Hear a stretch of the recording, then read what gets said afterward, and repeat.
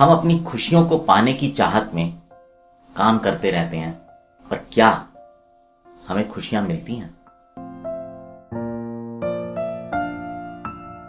मैं विशाल गुप्ता रेडियो द्वारका से आज आपको बताने जा रहा हूं एक ऐसे अमीर व्यक्ति की कहानी जिनका की व्यापार पूरे देश में फैला हुआ था और वो एक प्रतिष्ठित व्यक्ति थे।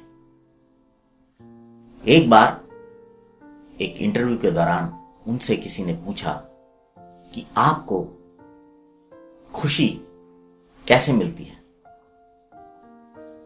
उन्होंने बोला, इसका जवाब मैं आपको अपने जीवन के एक्सपीरियंस से 4 बातों में बताना चाहूंगा। उन्होंने कहा, जब मैंने काम करना शुरू किया था, पैसा कमाना शुरू किया था, तो मुझे ऐसा लगता था कि मेरे पास एक घर होना चाहिए, एक गाड़ी होनी चाहिए। लेकिन जब मैंने वो घर बना लिया और गाड़ी बना ली, तब भी मुझे वो खुशी नहीं महसूस हुई जो मैं ढूंढ रहा था। खैर, उसके बाद मुझे ऐसा लगा कि जो लोग जिनके पास बहुत कीमती सामान होता है, महंगी घड़ियां होती हैं, महंगी गाड़ियां होती हैं, अच्छे बड़े आलीशान घर होते हैं, वहां शायद खुशी मिले। तो मैं काम करता रहा और जब मैंने वो सब कमा लिया, तब भी मुझे एहसास हुआ कि मुझे वो खुशी नहीं मिल रही जिसकी मैं तलाश कर रहा था।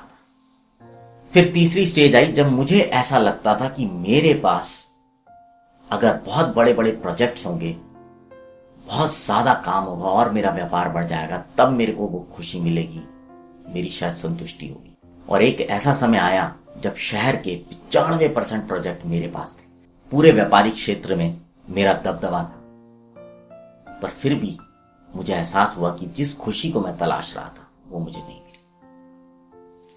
फिर एक दिन मेरे एक मित्र मेरे पास आए और उन्होंने आके मुझसे कहा कि एक दिव्यांग बच्चों का स्कूल है जहां पर करीब 200 व्हील चेयर की जरूरत है, तो आप वो 200 व्हील चेयर उनको दे दीजिए।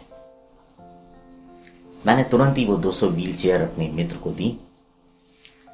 उन्होंने कहा, इस बात पे जोर डाला मेरे मित्र ने कि ये व्हील चेयर मैं खुद जाके उस स्कूल में बच्चों को दूं। जब मैं स्कूल में गया और मैंने वहां जाकर वो व्हील चेयर उन बच्चों को दी, तो स्कूल का माहौल ऐसे हो गया था कि जैसे उनकी बहुत बड़ी लॉटरी निकली हो। बच्चों के चेहरे पे जो खुशी थी वो शब्दों में बयान नहीं की जा सकती। बच्चों की आवाज से पूरे स्कूल का माहौल गूंज रहा था और वो मन को बहुत शांत कर रहा था। खैर, जब मैं अपने मित्र के साथ वहां से निकलने लगा तो उसी समय एक बच्चे ने आकर मेरा हाथ पकड़ लिया और वो मेरा हाथ छोड़ नहीं रहा था। मैं उस नीचे बैठा और उस बच्चे से पूछा, क्या तुम्हें कुछ और चाहिए? बच्चे ने बोला, नहीं, मैं आपका चेहरा देखना चाह रहा था, मैं चाह रहा था कि आपको कभी ना भूलूं। उस बच्चे की इस बात ने मेरी जीवन के मायने ही बदल दिए। मुझे वो परमानेंट खुशी मिल गई। व्यक्तिगत रूप से जो चीजें हम हासिल करते हैं वो हमें खुशी तो देते हैं, लेकिन वो खुशी थोड़े समय के लिए होती है। लेकिन जब भी हम निस्वार्थ भाव से किसी के लिए कुछ काम करते हैं, किसी की मदद करते हैं, तो वो जो सुकून होता है वो हमें परमानेंट खुशी देता है। अगले हफ्ते फिर मुलाकात होगी आपके साथ कोई नई कहानी के साथ। तब तक बने रहें रेडियो द्वारका के साथ।